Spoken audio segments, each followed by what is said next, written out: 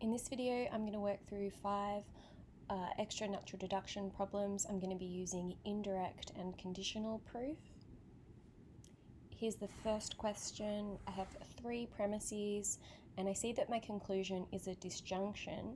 I also see that one of the disjuncts is negated. I have not Q here.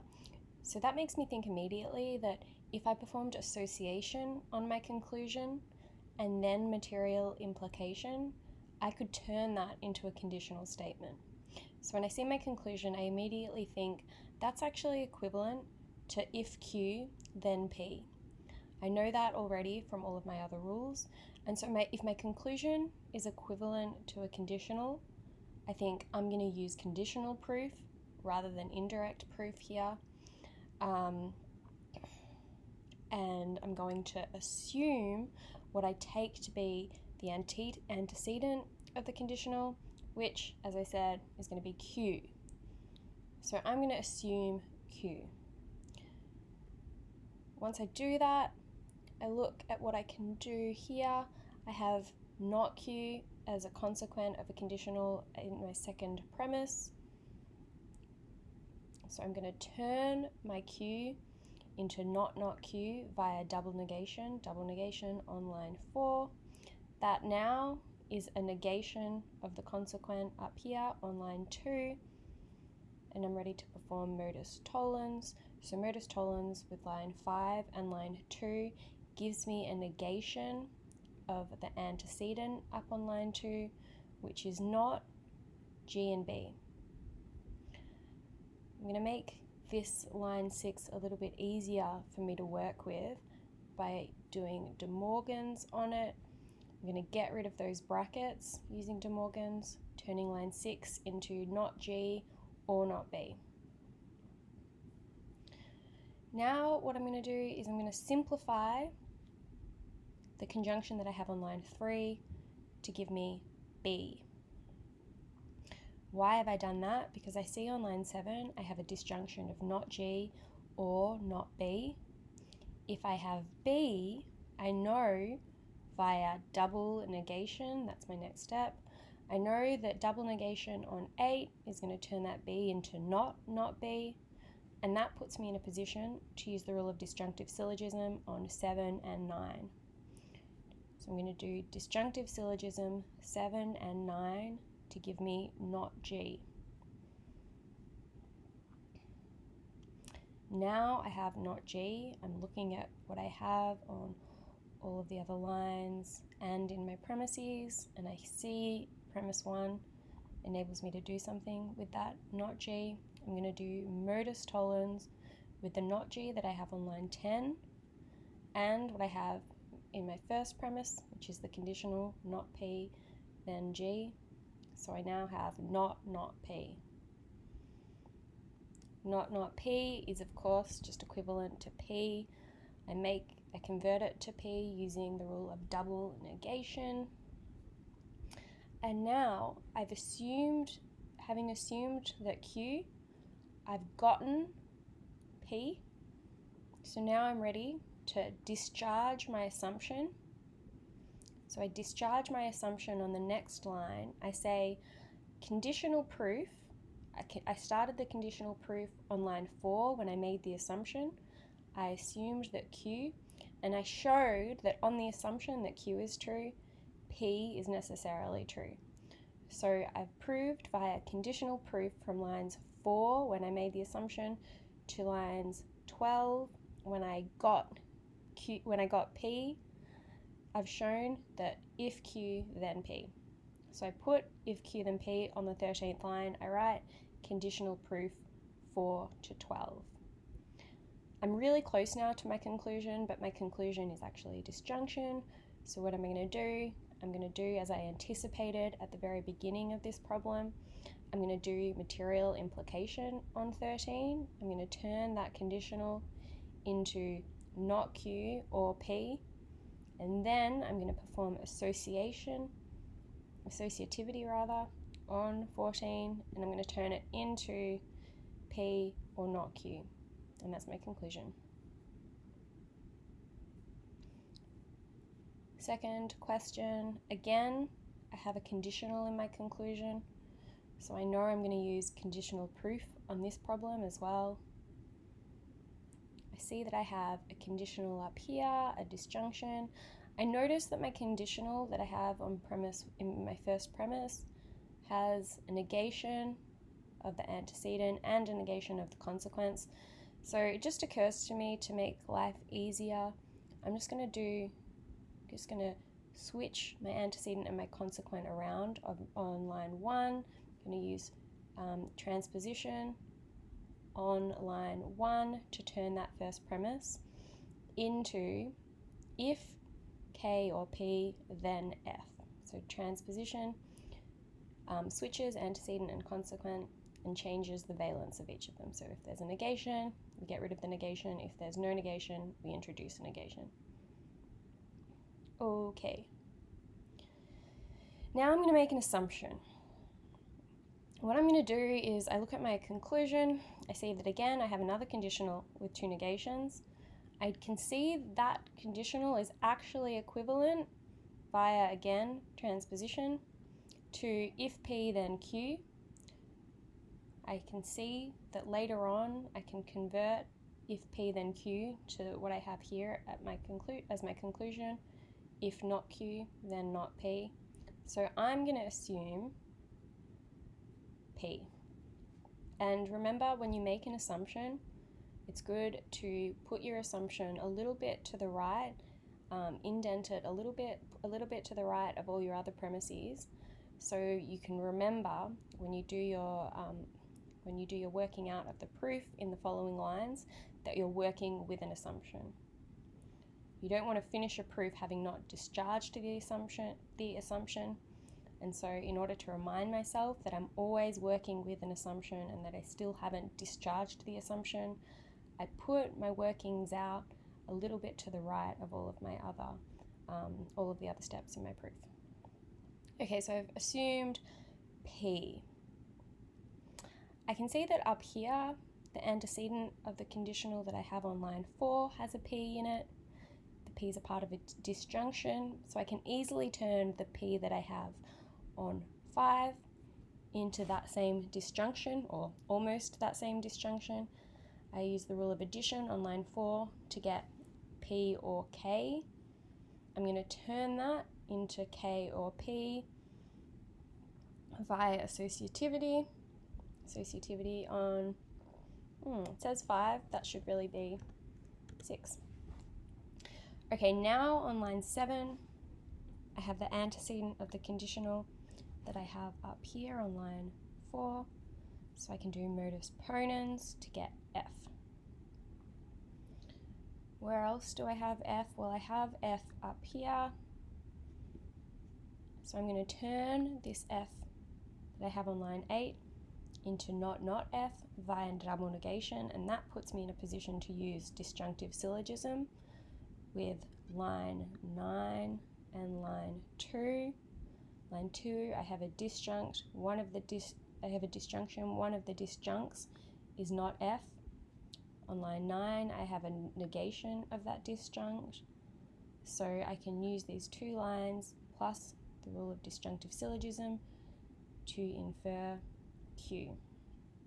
Okay.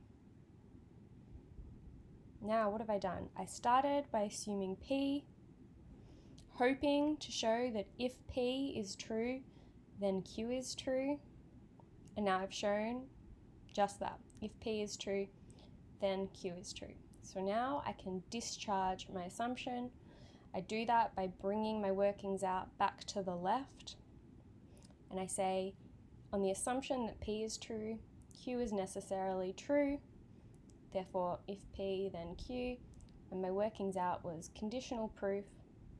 I started on line, that says line 4, that should be line 5. When I made the assumption, and I finished my conditional proof on line 10, when I showed that Q follows from the truth of P, so conditional proof 5 through to 10.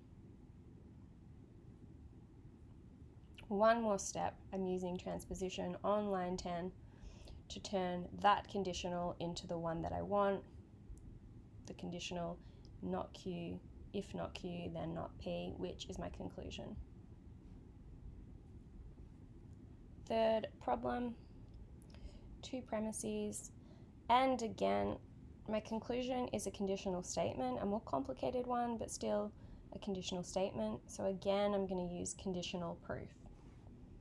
I'm going to start by making my assumptions straight up, I think this time. I'm going to assume the antecedent of the conditional. Remember, you always want to assume the antecedent of the conditional you're trying to prove. I'm trying to prove the conditional that's my conclusion right now. So once I finish this conditional proof, my hope is I will just finish and have my conclusion nicely at the end of the conditional proof. I won't have to do anything else with the results of the conditional proof in order to get my conclusion up here. So I assume if P, then T. What am I going to do next? I'm going to do material implication on that. I'm going to turn the conditional into a disjunction of not P or T. Why am I doing that? Because I see up here, I see on line 1 that I have a conjunction. One of the conjuncts is P, so I'm going to isolate that P using simplification on line 1, and then having gotten that P, I can use disjunctive syllogism with lines 4 and line 5. I'm going to turn that P into a not P. Now I have really clearly on line 6 a negation of one of the disjuncts up here in my disjunction on line 4. So I can infer via disjunctive syllogism that the other disjunct must be true. Because remember, a disjunction is true if both or one of its disjuncts is true. I know, because of what I've got on line 6, that not P is not true, so T must be true. That's all the rule of disjunctive syllogism is telling me. So now I've got T. Okay, well, I see on line 2 I have a T. I'm going to turn line T into if T, I'm going to turn line 2, into if T then G. Transposition on 2 just gets rid of the negatives, the negations. Maybe that makes my life a little bit easier. Then it's super obvious what I can do with lines 7 and 8. I'm going to use modus ponens. Oops, no I'm not. I forgot how I did this one. I'm going to do material implication, clearly, on line 8. I'm going to turn that conditional into not T or G. And then I'm going to turn T into not T via double negation. Now what I'm going to do is do disjunctive syllogism again with line 10 and line 9, exactly as I did it before. As you can see, I could have just gotten G. Here I got G from line 7 and line 8 by converting this conditional into a disjunction, then using a disjunctive syllogism. But I didn't have to do all of those steps. I could have just gone modus ponens on 7 and 8 to give me G. But I took a few more extra steps. But there's nothing wrong with that because it's all, I'm using rules that are all good rules, so I know that I'm getting the right result. It just takes me a little bit longer. Okay, so now I have G. I've assumed if P then T, I've shown that G, I keep an eye out on what I'm trying to prove, follows from the truth of P if P then T. I'm trying to show that, oops, oh, I should undo that. I'm trying to show that the disjunction if P, I'm just trying to show the disjunction P or G follows. I've got half of that disjunction. I know that I can now just get the other half of that disjunction via the rule of addition. So I'm going to add rule of addition onto line 11, turn that G into a G or Q. Now I'm one step away from getting what I want, to almost be ready to finish my conditional proof. I'm going to use the rule of associativity on 12, turning that G or Q into Q or G. And now I've shown that if it's true that if P then T, then necessarily Q or G is true too. And so I can discharge my assumption. I can put on the next line, and because I'm discharging my assumption, again, I bring it over to the left. I say, if P then T is true, then necessarily Q or G is true. How did I get that? I say I got it by conditional proof, starting on line 3, where I made my assumption, and finishing on line 13, where I showed what is true if that assumption is true. And that's what I wanted to show, because now I've gotten my conclusion. Second last problem. Now I see I don't have a conditional in my conclusion. There's no way I can turn not P into a conditional via any kind of rules that I know. So I'm not going to use conditional proof here at all. Instead, I'm going to use indirect proof. What does it mean to use indirect proof? You make an assumption, and the assumption is always going to be a negation of your conclusion, a negation of the thing you're trying to show when you use indirect proof. Here I'm trying to show not P, so I'm going to negate not P. I'm going to assume that my conclusion is not true. And then I'm going to try and show that on the assumption that my conclusion is not true, I'm going to end up with a contradiction. If I end up with a contradiction, it follows that it cannot be the case that my assumption is correct, that my assumption must have been false. And so, in other words, a negation of my conclusion can't be true. So my conclusion must be true. So to say that again, I'm going to assume a negation of my conclusion and try and show that if the conclusion's not true, I'm going to end up with a contradiction. So the conclusion must be true. All right, I've assumed not P. I'm going to turn that into just P, and I should write double negation on 3 there. Okay, double negation on 3 gives me P. What next? Well, on 2, I see that I have a biconditional. I want to simplify that out, so I'm going to turn that biconditional into one conditional via material implication on 2. I'm going to show what other conditional necessarily follows from 2 as well. So material implication on 2 again gives me this conditional, because remember, actually, I should probably missed a step here.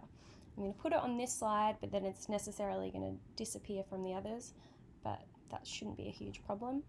In fact, what I should put on my 5th line before I break it down into these 2 conditionals, I ought to put G, if G, then T. Oops. So if G, then T, then F or not P. That's all in one bracket. And so I know that that conditional is true, but I also know that the conditional that goes in the other way is true. F or not P. If that's true, then if G, then T is true. Okay, and I'm going to put another square bracket. And that, in fact, is material implication on 2. Okay, so 2, this biconditional, is equivalent to this conjunction. Because this biconditional, what I have on line 2 is just telling me that this conditional is necessarily true, and the conditional that goes from right to left, which is put over here, is necessarily true as well. And then, once I've expanded this, I guess, so I expand this into this conjunction, then I can put, the beauty of talking things out is that you become aware of any small mistakes you might have made. I Okay, so in fact, I get what I have on line 6 and line 7 via simplification of line 5, okay? Simplification on line 5, I'm just isolating the two conjuncts. Okay, so the important thing is that I get these two conditionals, the right to left and left to right conditional, that my line 2 is telling me is necessarily true. Okay, now I can start thinking about what I can do. I've gotten P. What can I do? Well, I see here I've got an antecedent of a conditional that has a P in it. I'm thinking to myself that if I use addition on line 4, I can convert that P into a disjunct of P. What am I going to do? I don't really know. Whoops. Okay. So what am I going to do? The rest of the slides, it's not going to have this line because you just saw me put it in there, fix up my slide, but we're just going to assume that it's there for the rest of the problem. It's not going to make a huge difference because, again, this line is just the extra step that enables me to get line 6 and line 7. Okay, so what am I going to do? I'm going to simplify line 1. I haven't really looked at line 1 so far yet in this proof, but it's a conjunction, so it's a good idea to simplify it. I'm going to get not G. I'm going to add a disjunction of a disjunct and then T to line 7, turning line 7 into not G or T. Why am I doing that? Because once I've done that, I can get G or T, which is the antecedent of one of these conditionals that I got from line 2. So I'm going to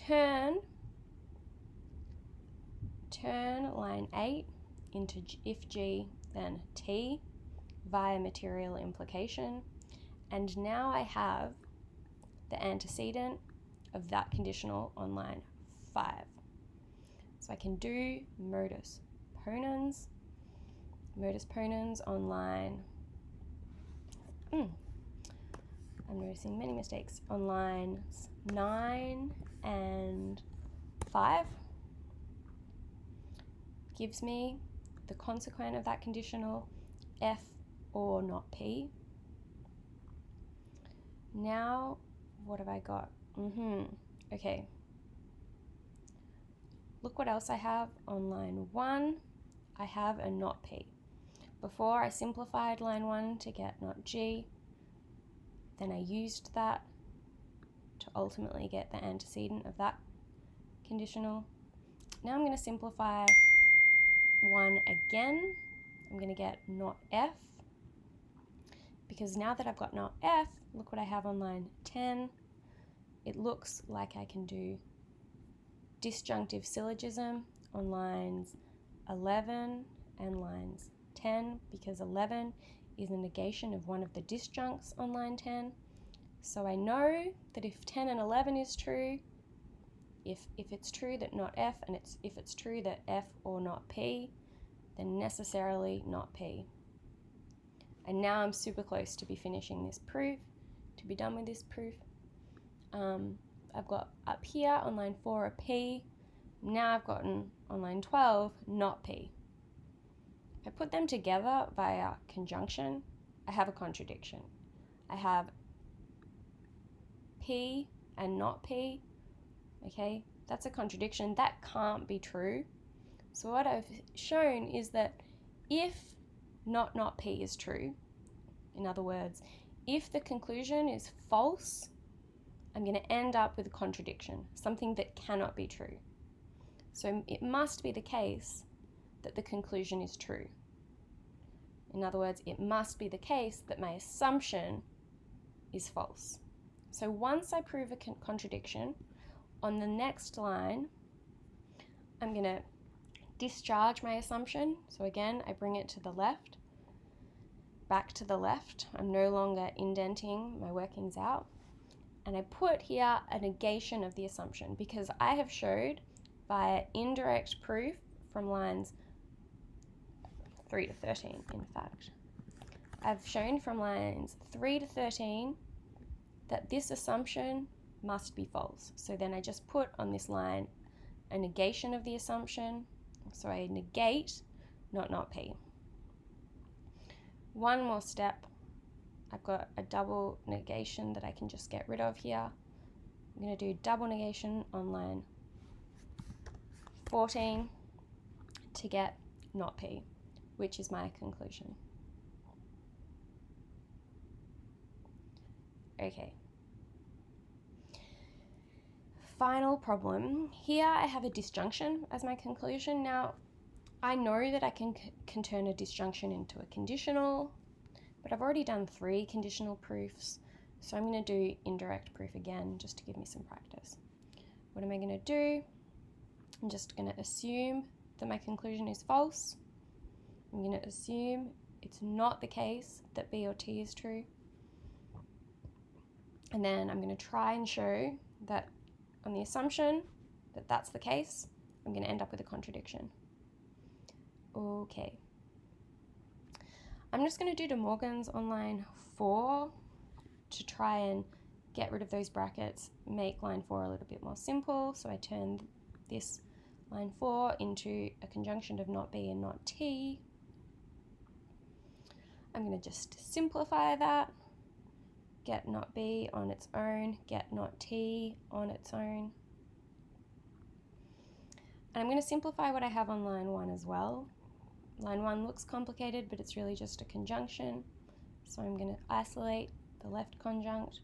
If K, then G. Oops. And then I see via modus ponens, because I see on line 3, I have a conditional, the antecedent of which is what I have now on line 8. So I can do modus ponens on 3 and 8 to get not H. Now that I've gotten not H, I see on line 2 that I have a disjunction. One of the disjuncts is H. So I'm ready to do disjunctive syllogism if I ever have a disjunction. And I also know that one of the disjuncts is false, as I know from what I have on line 9. I can infer that the other disjunct is necessarily true. So I show via disjunctive syllogism on lines 2 and 9 that K and P is true. Okay, K and P, I'm just going to simplify that to get P on its own. I'm going to simplify it again to get K on its own. And now I see, because I have up here a K, and here I have if K then G, I can just do modus ponens to get G.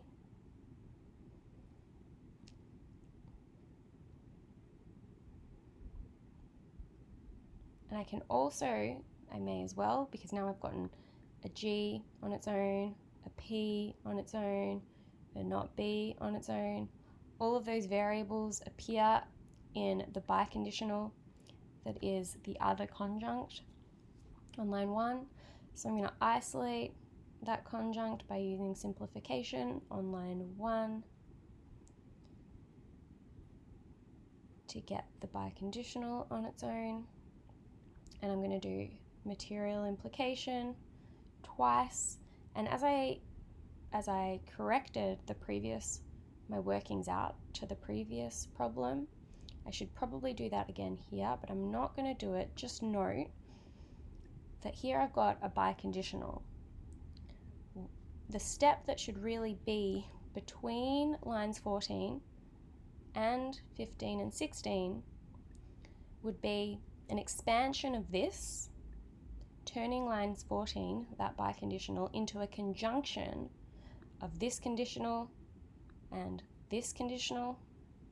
And once I have expanded the biconditional into that conjunction, then I do simplification on that conjunction to isolate this conditional and then in the next step, that conditional. I've skipped that step here, but we can go over that in person for sure if people are confused by that. I know that if that's true, this is true, and this conditional is also true. And that's what I've indicated here by saying material implication on 9 and 9, although now that I'm going through this, I'm talking through this proof, I've realized that I've actually skipped an important step there. Okay, but I'm going to carry on because this is already a really long video. Where am I at now? Well, I have P, and I have P as antecedent there. So I'm going to do material implication with 11, that P, and 15, that conditional, to give me a disjunction of not G or B. Okay, I think I'm getting close to being done. Because note on 13 that I have G. Whoops, I'm going to highlight that. I have G. That is equivalent to not G, which I put on line 18, double negation on 13. Now look at 17 and 18. I can do disjunctive syllogism to get B. And now look what I have. On 19, I have B. On 6, all the way up there, I have not B. And so remember, when you're doing indirect proof, you want to keep an eye out as you move down your workings out for any kind of materials you may end up deriving without kind of realizing it, that you can put together to show a contradiction is true. A contradiction follows from the assumption. So now I've done that. I have not B up here and B down here, so I can put those together on line 20, B and not B, conjunction of 16 and 19, and that's a contradiction. So I've shown that if B or T is not true, that's what my assumption says, then I end up with a contradiction. So it can't be the case that my assumption is true. So on the next line, I'm going to negate my assumption. Indirect proof, line 4, when I made the assumption, line 20, when I showed that it arrived at a contradiction, it entailed a contradiction rather. I've negated the assumption there. I'm one step away from getting my conclusion. All I need to do is get rid of those two negations. So I do, oh, you almost can't see it. I do double negation on line 21 to get B or T, which is my conclusion.